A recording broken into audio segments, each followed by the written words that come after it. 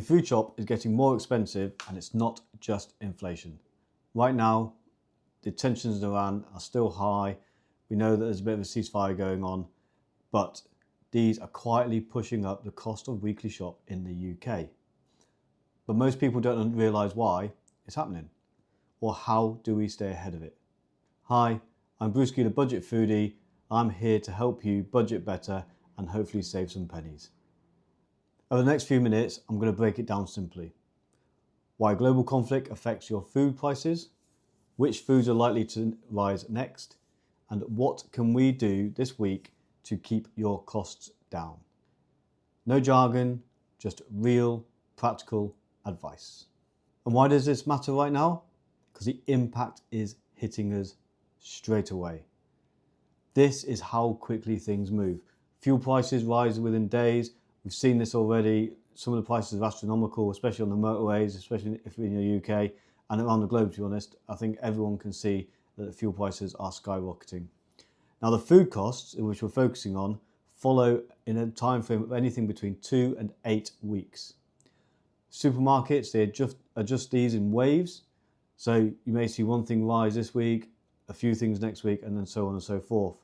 So what's cheap today might not be cheap next month, or what we believe to be a reasonable value for money cost. Now let's break this down in the simplest way possible. Number one, oil prices drive absolutely everything. When tensions rise, especially in this current conflict with Iran, oil prices go up, and you've heard this all over the news. They're hitting record costs at the moment. Now, this affects a multitude of factors. Farm machinery, food transport, supermarket deliveries, and every step becomes more expensive, and in the end of it, the costs land with you. That's us, Joe Public, the people that need this food to survive. Number two, in the UK, we import a lot of our food. So when there's disruption, there's shipping delays, higher transport costs, less availability, and when supply drops, prices rise. 3, farming costs go up. Energy prices affect fertiliser and production. We know that the majority of fertiliser comes through the Strait of Hormuz. We know that, we've heard that through the news. And what this means is that farmers pay more to grow their food. And these costs get passed all the way down the supply chain, once again landing with us as a consumer, buying those products from the supermarkets. 4, livestock depends on feed and transport. 2 factors we've already covered before, the farmers and the supply chain. So when the costs rise, your likes of your chicken, our beef, our pork, many other products, they go up first. That's the first thing that's hit. That's something that we'll keep an eye on. We've already had astronomical prices, especially in the UK over the past year, especially, and beef, that's gone up already. We can always expect some more prices to go up. Now, I want to bring 3 simple swaps that we can implement today to your liking that will help you save a few pennies along the way.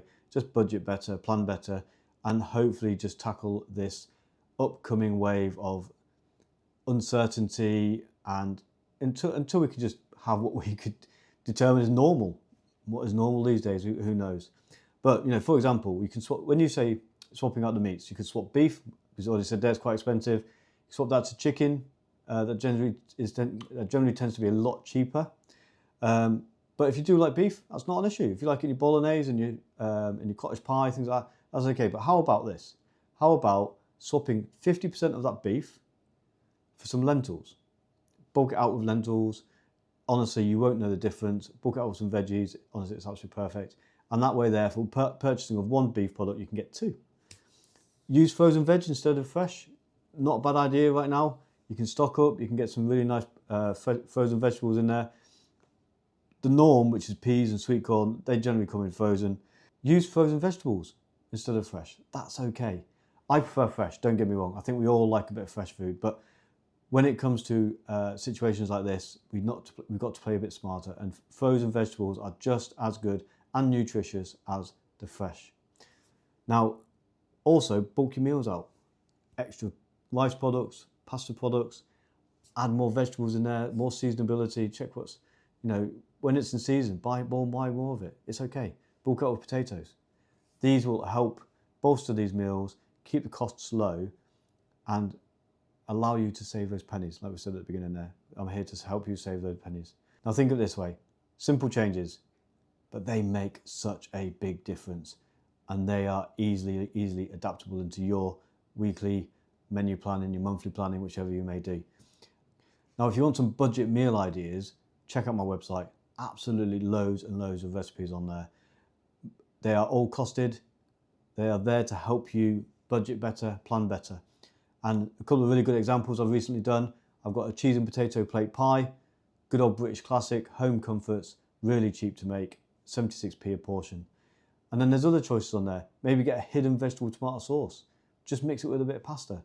It's good, it's nutritious, and you can bulk it out really reasonably, with a really reasonable cost. Now, to finish.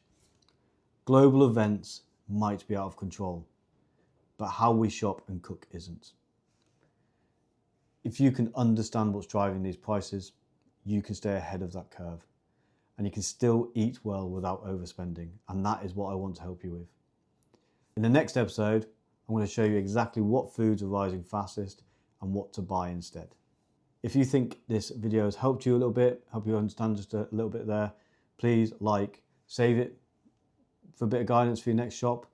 Follow this along. I'm going to be releasing more videos and a bit of a series around this bit of a situation where I can just guide, offer some friendly, helpful tips, and just make that planning a little bit less stressful. Put some pennies back into your pocket and eat well. I am a huge advocate of really well cooked homemade foods, keeping them budget friendly, keeping the costs really low, but keeping them bellies full, and especially for the family when the cost can just seem astronomical. Now, I really appreciate your time, and please like, follow and share.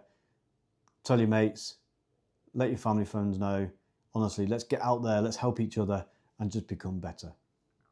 Take care, and I'll see you on the next episode. Bye-bye.